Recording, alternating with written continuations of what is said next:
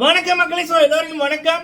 So இந்த வீடியோவில் வந்து பார்த்தீங்கன்னா ஸோ எந்த பிக் பாஸ் ஃபேனை கேட்டாலும் சரி, பிக் பாஸுக்குள்ள போன நபர்களை கேட்டாலுமே சரி, யாரை போல நீங்கள் வெளியில் வரைக்கும் இருக்கணும் அப்படின்னா ஜனனி அவர்களை போல, பிக் பாஸ் 6 தமிழ் ஜனனி அவர்களை போல இருக்கணும் அப்படின்னு தான் சொல்வார்கள். ஏன்னா இந்த சீசன் 7ல் போன நபர்கள் வந்து இப்போ வரைக்கும் ஸ்டில் தடுமாறிக்கொண்டு தான் இருக்காங்க பட வாய்ப்புகளில். இதற்கு முதல் ஜனனிக்கு அவர்களுக்கு முதல் போனவர்களும் சரி தடுமாறிக்கொண்டு தான் இருக்கார்கள். பட் ஜனனி அவர்கள் அண்ட் லாஸ்ட்லி அவர்கள், ஸோ அவங்க தான் ஒரு விதி விலக்கு அப்படின்னே சொல்லணும். முக்கியமாக ஜனனி மேம் அவர்கள், Bigg Boss 6 Tamil Janani ma'am அவர்கள், தளபதி கூட பிக் பாஸ்ல இருந்து வெளியில் போனதுக்கு அப்புறம் தளபதி அவர்களுடைய படம், அதுவும் சாதாரண படம் இல்லை, பெரிய பெரிய தயாரிப்பு நிறுவனம், பெரிய மியூசிக் டைரக்டர், பெரிய பெரிய ஆர்டிஸ்ட் அப்படின்னு ஒட்டுமொத்த இந்தியாவையுமே திரும்பி வைத்தவர் வந்து ஜனனி அவர்கள். முதலாவது படமே இப்படி ஒரு படம். சரி, இதோட முடிஞ்சிடும் அப்படின்னு பல பேர் எதிர்பார்த்தார்கள். ஆனால் வேற லெவலில் சம்பவங்கள் போய்கொண்டு இப்போ அடுத்த சம்பவத்தோட ஒரு அப்டேட் ஒன்று. ஆக்சுவலாக தலைவர் 171 அதோட கேஸ்ட் வந்து இன்னும் முடிவாக இல்லை. லொகேஷனாக தான் எடுக்கிறாங்க. சூப்பர் ஸ்டார் தலைவர் ரஜினிகாந்த் சார் அவர்களுடைய படம். அப்போ லொகேஷனாக எடுக்கிறாங்க அப்படின்னைக்குள்ளேயே அவரோட வழக்கம் என்ன அப்படின்னா, அவருடைய படங்களில் இதற்கு முந்தைய படங்களில் நடித்தவர்கள் அவர் எடுக்கிற படங்களில் நடிப்பது வழக்கம். ஸோ இந்த தலைவர் 171லையும் சாண்டி மாஸ்டர் அவர்கள், ஜனனி அவர்கள், ஸோ அவங்களுடைய எதிர்பார்ப்பு அதிகமாக இருக்குது. பட் ஜூன் மாதம் தான் அதோட ரிசல்ட் வந்து வெளியில் வரும். ஸோ இப்படி இருக்கக்குள்ள ஆல்ரெடி ஜனனி மேம் அவர்களுடைய தெலுங்கு படத்தோட டாக் போய் கொண்டு வந்துச்சு. இப்போ ஒரு ஆர்டிக்கலில் வந்திருக்கு, ஒரு ரூமராக வந்திருக்கு. ஸோ இந்த படம் தான் ஜனனி அவர்களுடைய தெலுங்கு படம் அப்படின்னு. அது யாருடைய படம் அப்படின்னா தெலுங்குல மெகா ஸ்டார் சிரஞ்சீவி சார் அவர்களுடைய படம் அடுத்த வருஷம் வர இருக்கு. ஸோ வெறித்தனம், இது உண்மையா இருக்கிற பட்சத்தில் வெறித்தனம். சரி, அதை பற்றி ஒரு டீட்டெயிலாக பார்க்கலாம் ஒரு டாபிக். அடுத்தது வந்து கவின் அவர்கள், வெற்றி மகன் கவின் அவர்கள். ஒரு மனுஷன் உழைப்பையும் விடாமுயற்சியையும் கைவிடாமல் இருந்தான்னா எப்படி டொப்புக்கு போவாங்க அப்படி என்பதற்கு வெற்றி மகன் கவினண்ணா அவர்கள் சிறந்த உதாரணம். ஸோ அவருடைய ஸ்டார் படத்தோட ட்ரெய்லர் வந்து இன்னைக்கு வந்துருந்துச்சு. ஸோ அதில் கவினவர்கள் நடித்திருக்கின்றார் அப்படின்னு சொல்றதை விட வாழ்ந்திருக்கின்றார் அப்படின்னு தான் சொல்லணும். ஒவ்வொரு சீனும் ஃப்ரேம் பை ஃப்ரேம் வந்து செதுக்கி இருக்காங்க. மனுஷன் சொல்லி வேலையில் மக்களே, அதை பார்க்கக்குள்ள நம்மளோட கண்லேருந்து கண்ணீர் வருது. நம்ம ஒரு 2-3 நிமிஷம் அந்த காட்சிகளுக்கே நம்ம அதுக்குள்ளே போயிட்டோம் அப்படின்னா பிக் ஸ்க்ரீனில் ஒரு 2.5 மணி நேரம் 3 மணி நேரம் பார்க்கக்குள்ள கண்டிப்பாக இது ஒரு மாஸ்டர் பீஸ் தான். சரிங்களா? ஸோ அந்த ட்ரெய்லர் பற்றி ஒரு பேச்சு. சரி, அப்போ கவின் அவர்களுடைய நண்பர் பிரதீப் அண்ணா அவர்கள், பிக் பாஸ் 7 தமிழோட ரியல் வின்னர். ஸோ பிரதீப் அண்ணா அவர்கள் வந்து ஸோ இதற்கு விஷ் பண்ணல அப்படின்னு சில பேர் வந்து கேட்டிருந்தாங்க. ஸோ அதற்கான பதில் அடுத்தது இந்த குக்கு வித்து கோமாளி முதலாவது எபிசோட் முடிஞ்சிருக்கு. அதுக்கு என்னுடைய ரிவ்யூ. சரிங்களா? ஸோ இந்த விடயங்களை இந்த வீடியோவில் பார்க்கலாம். ஃபுல்லாக பாருங்கள், லைக் பண்ணுங்கள். ஃபர்ஸ்ட் டைம் வந்திருக்கீங்க அப்படின்னா மறக்காமல் சப்ஸ்கிரைப் பண்ணுங்கள். உங்களுடைய கருத்துக்களை தவறாமல் சொல்லுங்கள்.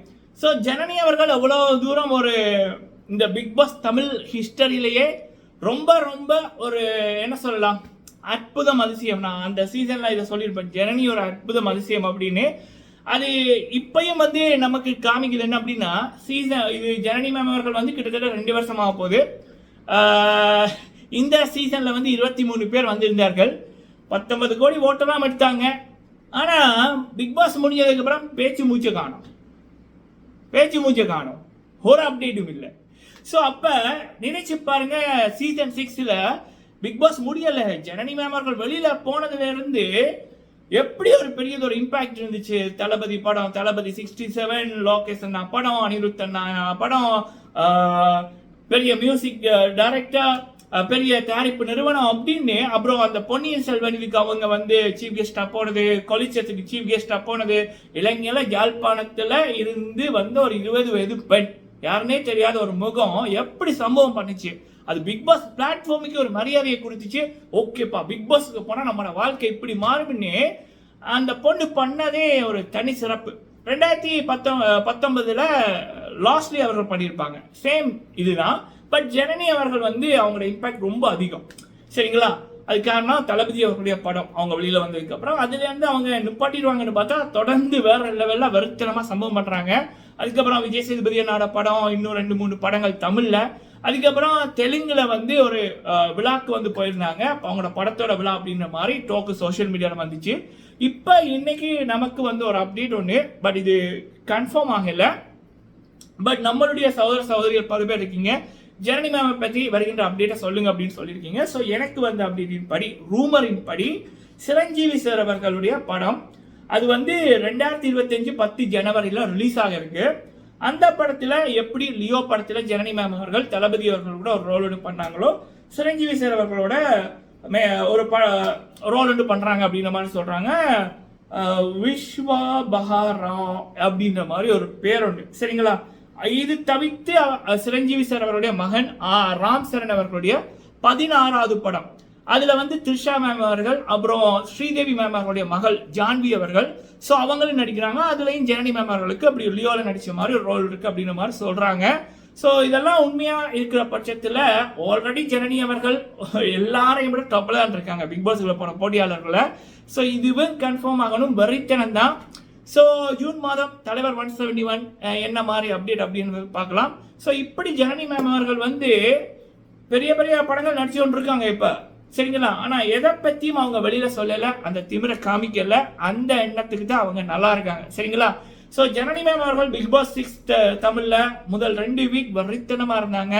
பட் அதுக்கப்புறம் கமல்ஹாசனே பிரதீப் அண்ணாவுக்கு துரோகம் பண்ணது போல ஜனனி மேமையும் பல தடவை அவங்கள அப்ரிஷியேட் பண்ணல, பாராட்டல. ஜனனி மேம் அவர்கள் இடத்துல நான் இருந்திருந்தா நான் என்னோட ரிவ்யூல சொல்லியிருப்பேன், நமக்கு ஏதாவது நடந்திருக்கும் அப்படின்னு. பட் அவங்க அந்த ஏஜ்ல வேற லெவல்ல வெறித்தனமா அவங்களுடைய பெஸ்ட்டை வந்து கொடுத்தாங்க, சரிங்களா? இன்னொன்று, ஸோ ஜனனி மேம் அவர்கள் விஜய் டிவியில் ஒர்க் பண்ணி இருந்தாங்க அப்படின்னா கண்டிப்பாக அவங்கள கூட இப்போ அர்ச்சனா அவர்கள் வின் பண்ண மாதிரி அவங்க வின்னர் ஆகிருப்பாங்க, சரிங்களா? ஸோ நிறைய ஃபேவர்ஸும் நிறைய விடயங்கள் விளையாடிக்கொண்டு தான் மக்கள் இருக்கு, சரியா? பிஆர், பெயிட் போர்ட்ஸ் அது நிறைய இம்பாக்ட் பண்ணுது பிக் பாஸில்.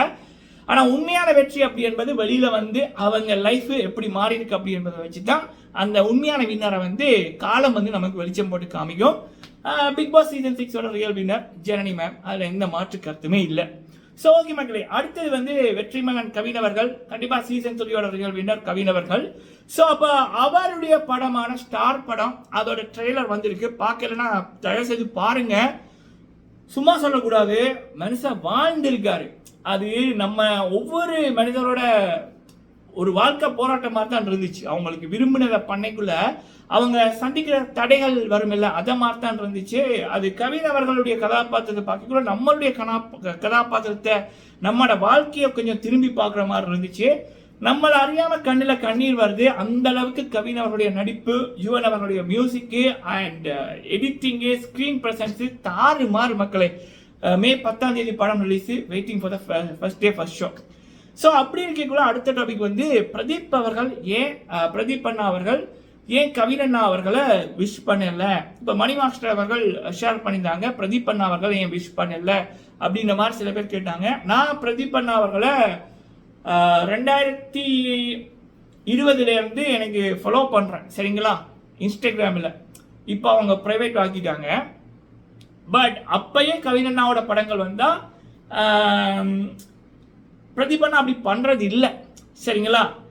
அது என்ன சொல்லலாம், அவர் வந்து இப்போ பிக் பாஸுக்குள்ள போனதுக்கு அப்புறம் அவர் ஒரு செலிபிரிட்டி பிரதீப் அண்ணா அவர்கள், அவருக்கு இன்னொரு பெரிய ஃபேன்ஸ் இருக்கு. பட் அவரை பொறுத்த வரைக்கும் அவர் எப்பயுமே ஒரே பிரதீப் தான், சரிங்களா? அவருடைய செயற்பாடுகளில் எந்த மாற்றத்தையும் கொண்டுறல, அவராக இருக்கார். இதுதான் அவர் அந்த ரியாலிட்டியாக இருக்காரு. ஸோ மேபி ஃபோன் பண்ணி விஷ் பண்ணிருக்கலாம், இல்லை அப்படின்னா பிக் பாஸ்லேயே சொல்லியிருப்பாரு கவிஞர்களோட கதை பேசி நிறைய நாள் ஆச்சு அப்படின்னு. ஸோ பேசாமல் கூட இருக்கலாம். பட் எந்த விதமான முரண்பாடுகளுமே இல்லை, சரிங்களா?